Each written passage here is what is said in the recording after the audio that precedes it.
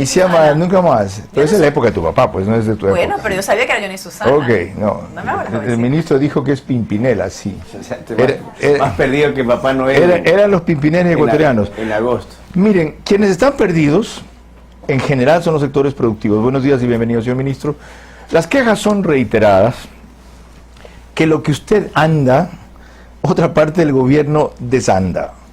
Patricio Alarcón, presidente de la Cámara de Comercio, por ejemplo, sistemáticamente de que los ministros empresarios no actúan con esa filosofía en el gobierno, que son funcionarios.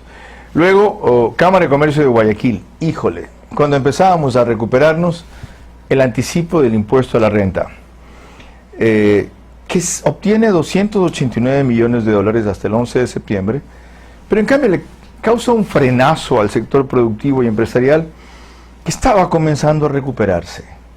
Dígales lo contrario. Bienvenido y buenos días. Gracias, Carlos. Yo también he sido gremialista, estuve sentado del lado de Alarcón, de mi amigo Pablo Arosemena, y entiendo la posición de ellos de defender la parte gremial. Algún momento les dije, los invito a mirar la situación estructuralmente, no solamente desde la Cámara de Comercio. Las cámaras de comercio son importantes en el país, el comercio es fundamental en la actividad productiva, pero también es importante la agricultura, la industria, la exportación, las MIPYMES y los artesanos. Entonces la crisis, Carlos, no solamente es del comercio, es todo un país productivo que tiene crisis y necesita recursos. Pero el despegue del comercio ¿a quiénes compran los comerciantes? A ellos. Es un encadenamiento ¿Qué productivo. Distribuyen? Lo de ellos principalmente. ¿A quiénes emplean? A ellos. Le digo algo. Es un encadenamiento productivo que es el país. Y los recursos el gobierno no los tiene para atender las múltiples necesidades que me lo dicen y que me lo piden los sectores productivos. Los artesanos quieren plata, los comerciantes quieren recursos. Más que plata piden facilidades. No, también las hemos dado. No olvide que cuando empezó la pandemia sacamos un decreto para pausar justamente los impuestos. ¿Para quiénes? Para las micro, para las pequeñas y para las medianas empresas. ¿Qué es lo que falla entonces? ¿Por qué no nos levantamos a la velocidad que las medidas del gobierno requieren y que la predisposición del consumidor requiere? Porque curiosamente cuando hay buenas ofertas o una oferta racional, se desborda el consumo, especialmente en la clase media. ¿Cómo se llama? El e-commerce, los 2 días del e-commerce fueron una sensación. Y dice la gente que no hay plata. Mire, estamos golpeados, estamos atravesando una crisis sin precedentes. Esto no es política, esto es una realidad, Carlos. ¿Qué falta? Y es mundial. Pero ¿por qué no lo analizamos? Cierto. ¿Por qué no analizamos cómo está hoy? ¿De dónde venimos en los 5 meses? A ver, de la paralización total del 75% del sector productivo. Hoy debo decirle que se ha recuperado el sector productivo en una buena forma. El propio comercio que usted dice, los comercios se reinventaron, el e-commerce aumentó, las fuentes de trabajo, estuve revisando las estadísticas. Gracias a la ley humanitaria se crearon, y gracias a esa flexibilidad tan necesaria y transversal, yo espero y ojalá los políticos de una vez por todas puedan entregarle esas herramientas para defender y crear nuevas fuentes de empleo. Se han creado más de 150.000 fuentes de empleo nuevas. Es decir, ¿gracias a esa ley? Gracias a la ley humanitaria. ¿En dónde se han creado esas 150.000 fuentes de empleo nuevas? Con nuevos contratos de trabajo, en el sector comercial, en el sector agrícola, en el propio sector agroindustrial. En conjunto se han creado esas cifras. Y déjeme decir algo. Que de los 350.000 que se perdieron hay que restar 150.000 que se han repuesto. Correcto, porque lo que le tengo que decir es algo. Hemos crecido en exportaciones no petroleras, Carlos.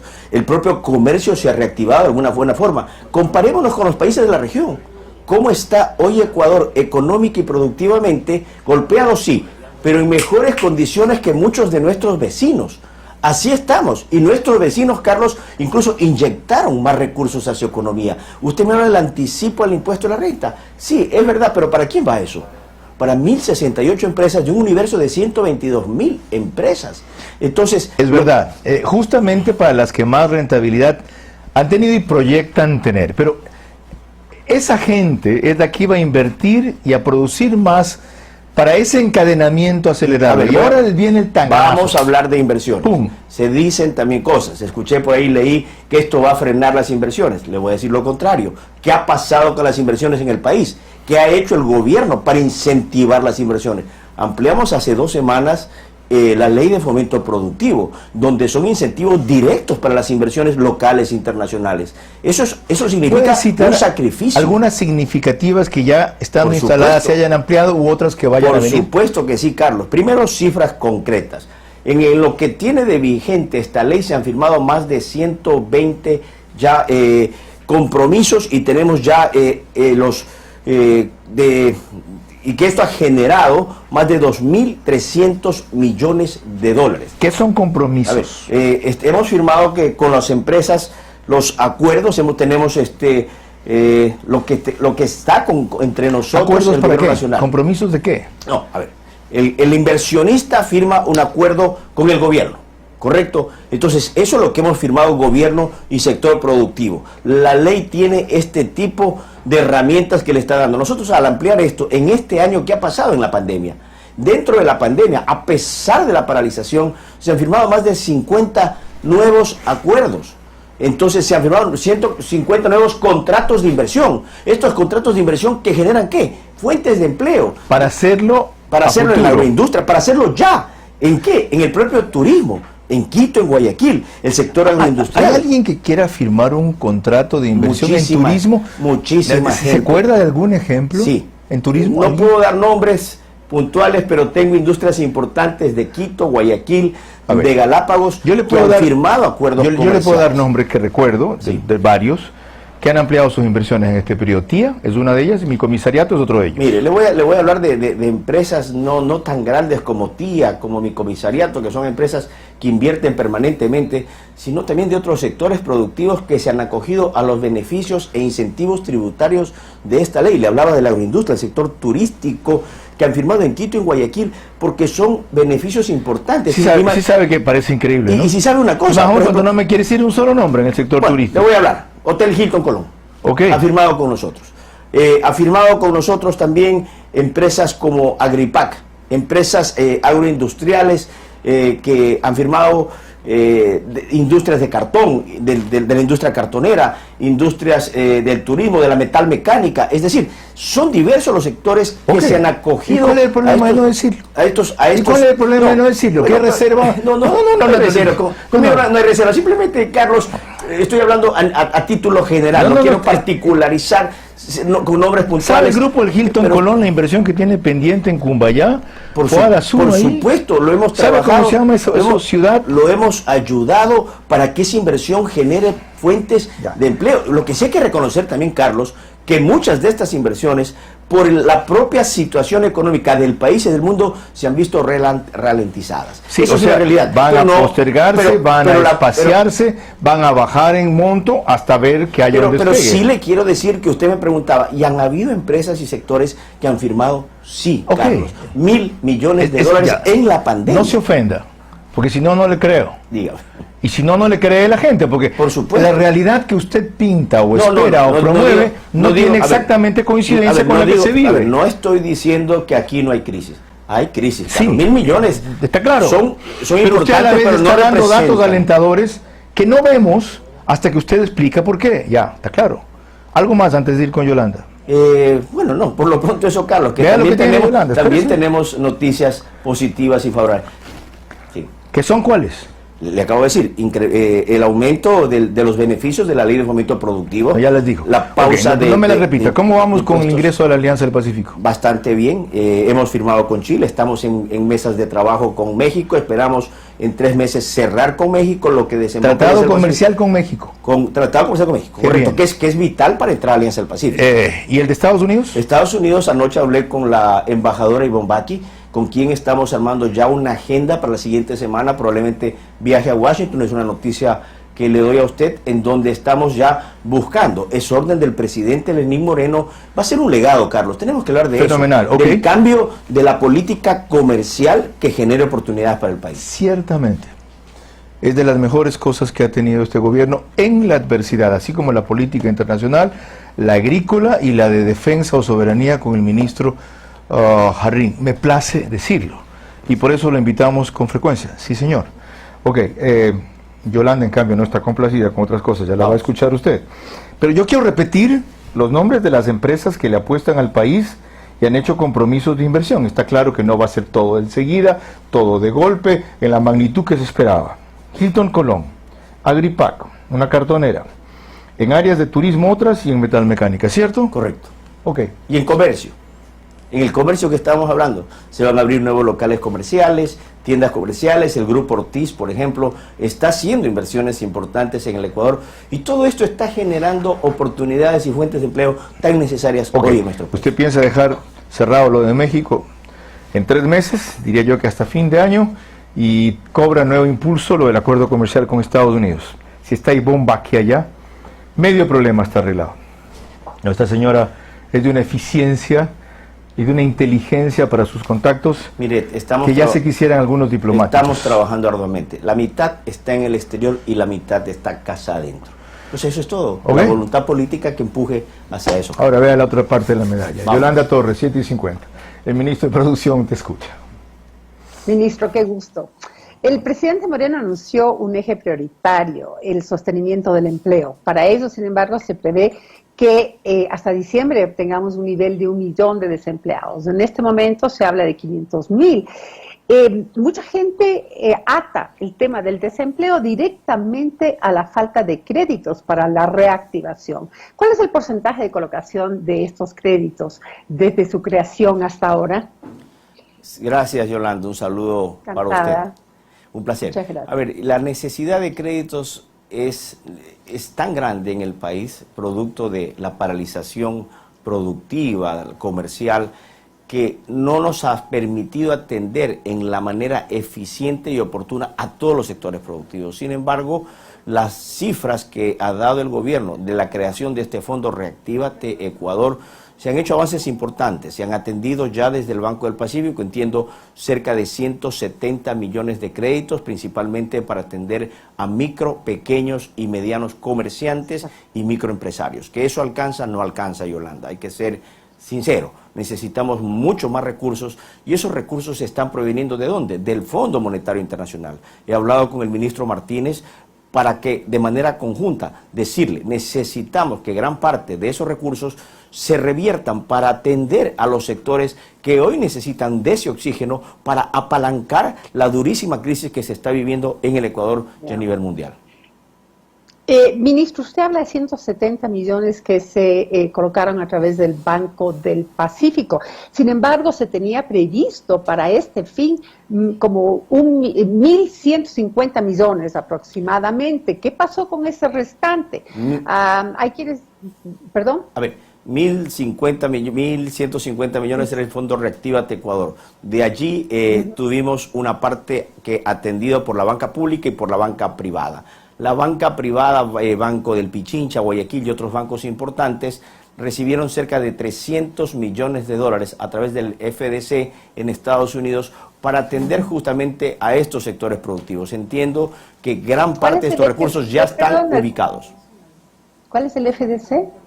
Es una corporación privada en Estados Unidos que ha entregado 300 millones de dólares dentro de este paquete integral que se está ofreciendo a los sectores.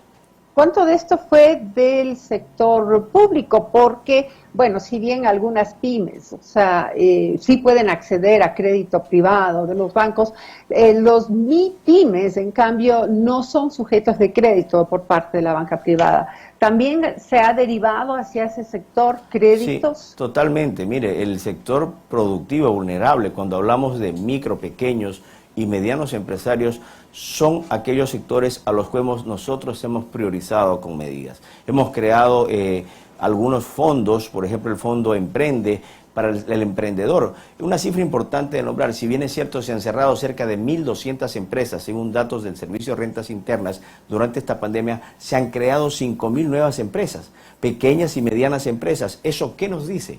Que el ecuatoriano no se queda cruzado de brazos, que el ecuatoriano está buscando dinamizar, emprender en el país. Son cifras importantes porque no solamente tenemos un tema oscuro, también existe esa luz al final del túnel. Por ejemplo, el Fondo de Garantías es un tema importante. Usted decía, hoy muchas empresas no tienen la capacidad de acceder a créditos ni de garantías. El Fondo de Garantías es una herramienta adicional que les permite y les permitirá a las empresas acceder, donde el gobierno nacional, a través de la creación de este fondo de garantías, el empresario no tendrá que poner el 150% que hoy la ley le exige a usted para darle un crédito, sino el 20%. Yo creo que son herramientas que de a poco van coayudando a la necesidad de los sectores productivos.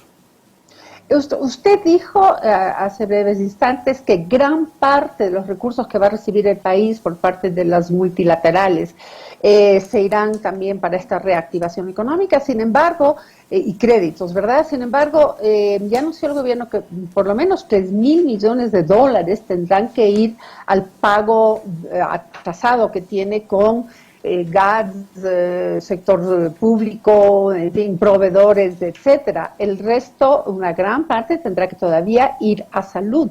¿Cuánto es lo que puede quedar? Y hay otras urgencias, obviamente. ¿Cuánto es lo que puede quedar para la parte de reactivación? Gran pregunta, Yolanda. Gran pregunta, porque los sectores productivos son fundamentales para el dinamismo económico del país.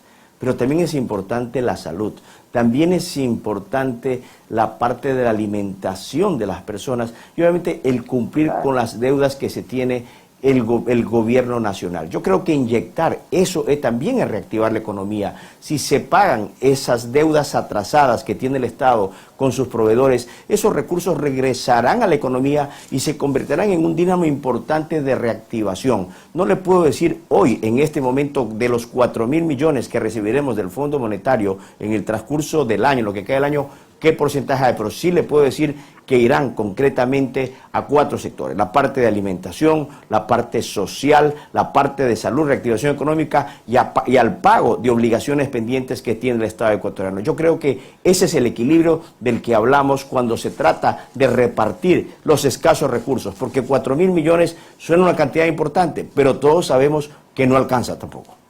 Así es. Cambiando un poco de tema, ¿qué opinión le merece la oposición al Código Orgánico de Salud en lo referente al uso medicinal de la marihuana? ¿Y por qué le pregunto sobre salud al ministro de la Producción? Porque la explotación de la marihuana con fines medicinales se ha vuelto un rubro importantísimo para el desarrollo agrícola y para la exportación. ¿Qué opina usted?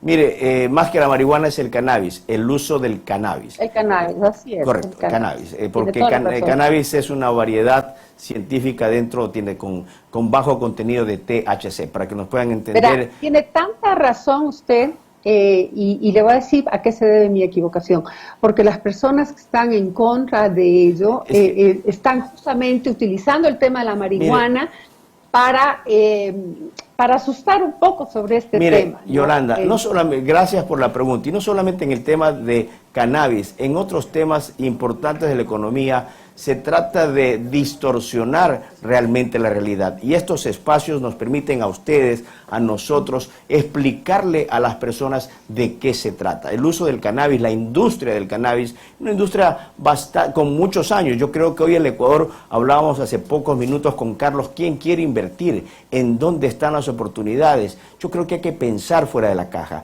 incentivar esta industria en el país va a generar miles de empleos. No estamos hablando de consumo de drogas en lo absoluto. Estoy en contra, quiero ser muy claro, del consumo de drogas. Es una lacra social que ha afectado al país por muchísimos años. Estamos hablando de una industria medicinal que se explora en el mundo para generar oportunidades de comercio y para la salud de los ecuatorianos. Yo creo que hay que afrontarlo con mucha responsabilidad, sí, pero también con mucha coherencia.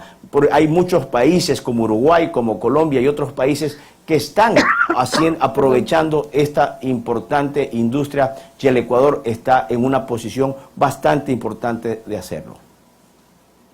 Ministro, muchas gracias por mi parte. Seguimos con Gracias, Carlos Yolanda. Gracias. Igual, señor ministro de la Producción, lo esperamos con frecuencia para divulgar y cuestionar aspectos de su gestión y sobre todo compartir un poco lo que usted llama buenas noticias que existen.